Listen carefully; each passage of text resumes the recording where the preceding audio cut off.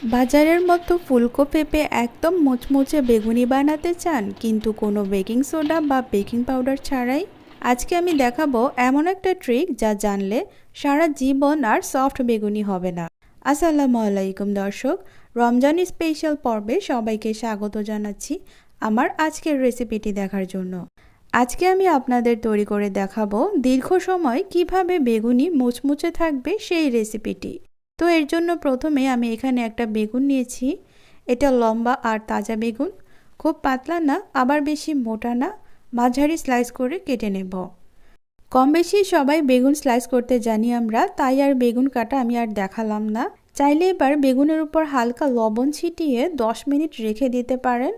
এতে বেগুনের অতিরিক্ত পানি বের হয়ে যাবে এবং ভাজার সময় তেল কম খাবে। 10 মিনিট পর টিস্যু দিয়ে পানি মুছে নিলেই হবে। বেগুনি বানানোর জন্য লাগবে আমাদের বেসনের একটা ব্যাটার। তাই একটা বাটিতে নিচ্ছি বেসন, চালের গুঁড়ো নিচ্ছি, এটাই হবে ক্রিস্পির সিক্রেট। দিচ্ছি হলুদ গুঁড়ো, লাল মরিচের গুঁড়ো, ধনিয়ার গুঁড়ো, একটু জিরার গুঁড়ো, সুন্দর একটা ফ্লেভারের জন্য দিচ্ছি 5 ফোড়ন। স্বাদমতো লবণ দিয়ে এবার শুকনো উপকরণগুলো খুব ভালো করে মিশিয়ে নিচ্ছি।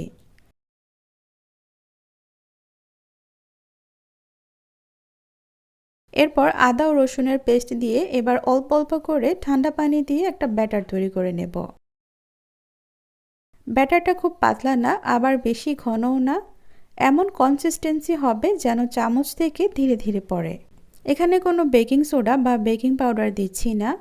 এবার সবচেয়ে গুরুত্বপূর্ণ ট্রিক, বেগুনি বেশিক্ষণ মুচমুচে রাখতে 1 চামচ গরম তেল, যে তেলে ভাজবো সেই তেল থেকে ব্যাটারের মধ্যে দিয়ে ভালো করে মিশিয়ে নেবেন।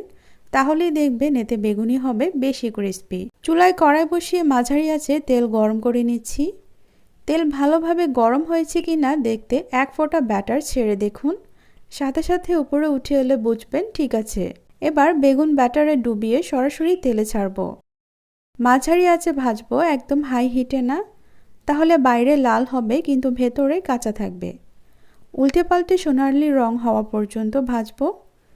শেষ 30 সেকেন্ড একটু আঁচ বাড়িয়ে দেব, এতে বাইরের অংশ হবে একদম এক্সট্রা ক্রিস্পি। মুচমুচে রাখার টিপস, ব্যাটারে চালের গুঁড়া অবশ্যই দিবেন আর বেগুনে আগে লবণ দিয়ে পানি বের করে নিন। তেল খুব গরম হলে বেগুনি তেল শুষে নেবে।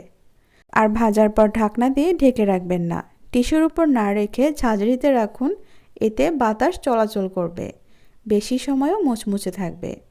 একসাথে বেশি বেগুন ছাড়বেন না, তাহলে তেলের তাপমাত্রা কমে যাবে। তো দেখুন কেমন মুচমুচে শব্দ হচ্ছে, একদম বাজারি স্টাইল কিন্তু ঘরেই তৈরি আর কোনো সোডা ছাড়াই। ভিডিওটা ভালো লাগলে লাইক দিন আর কমেন্ট করে জানাবেন আপনার ইফতারে কি কি খেতে পছন্দ করেন, বেগুনি নাকি পেঁয়াজু। তো সবাই ভালো থাকবেন, সুস্থ থাকবেন। আজকের মতো বিদায় নিচ্ছি। আল্লাহ হাফেজ।